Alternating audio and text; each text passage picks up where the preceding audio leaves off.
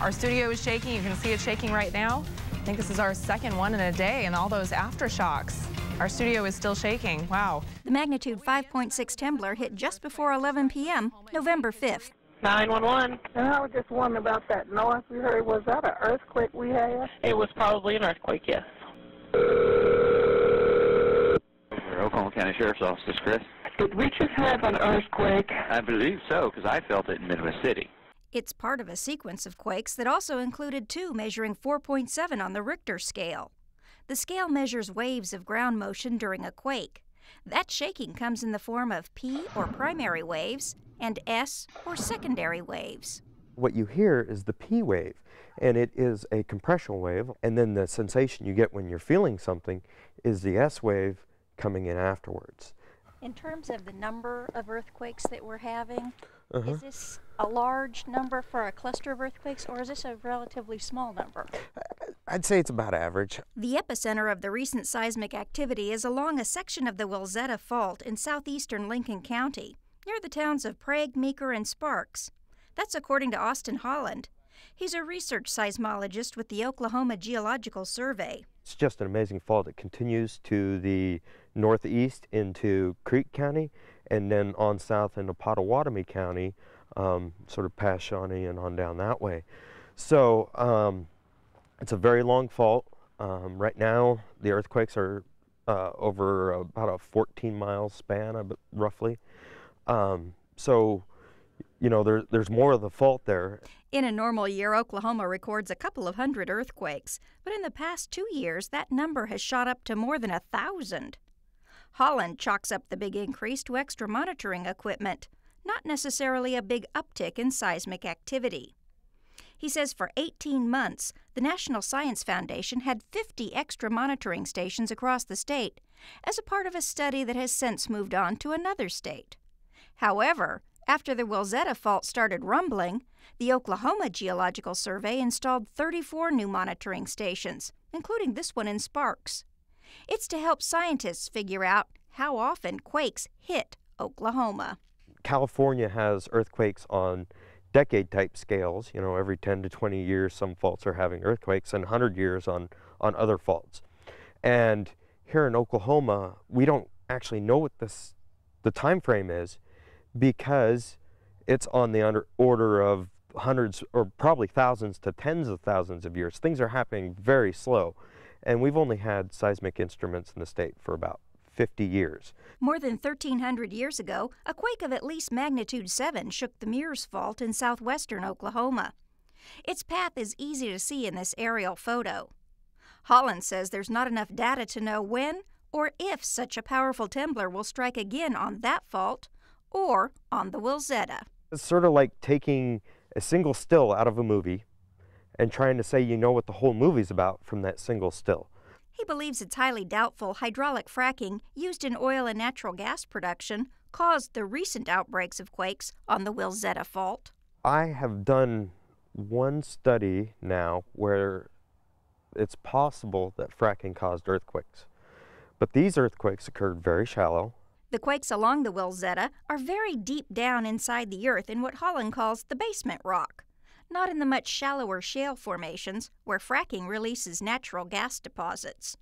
I don't see hydrofracking as being the big player in potentially causing earthquakes. So in Oklahoma, we've had more than 100,000 wells fracked, and there have been an indication that maybe 3 of these frack jobs could have induced earthquakes. Pam Kirkham is mayor of Sparks. She showed Holland and us damage caused by the quakes. Our gymnasium, it's suffered some significant damage. It's closed to the public until its structural integrity can be assessed. It's built with the cinder blocks, and you can see from the floor all the way up to the ceiling where the, I guess it's the mortar in between, is just shaking loose. You can see daylight through the building. Down in the basement, you can see little chunks along, real low on the floor, but chunks of concrete that have come out. Those chunks are bigger than a basketball, and some cracks are so big you can stick a finger right through them. We're really afraid it might be a loss. You know, community this size, we really have no way to replace something like that, and it's heartbreaking. The town's old bank, built in 1905, suffered even more damage. The 5.6 quake dislodged several large rocks from its back wall. That's the kind of damage teams from FEMA, the State Office of Emergency Management, the Red Cross, and Small Business Administration are cataloging in Lincoln and Pottawatomie counties. Lisa Armitage's house sustained heavy damage, especially to its chimney. The rock from our fireplace was just piling in the middle of the room. Her home sits almost on top of the epicenter of the 5.6 temblor, and like most Oklahomans, her homeowner's policy doesn't cover quake damage. We did not have any quake insurance, and I have yet to find anyone that had any kind of coverage. Including her neighbor, Michael Kinnaman, whose chimney also collapsed. Each little tremor or quake we get is a little bit more damage. His dog is happy to relax on the front porch, but Kinnaman says his family can't stay in the house until the stem wall is repaired. It's cracked everywhere, and the house is moved over, and the porch posts are holding the house. What assessment teams find will determine whether the governor seeks a federal disaster declaration to help local governments and individuals without earthquake insurance get federal aid for repairs. Anything happens overseas, they send aid immediately. You know, people out here need aid.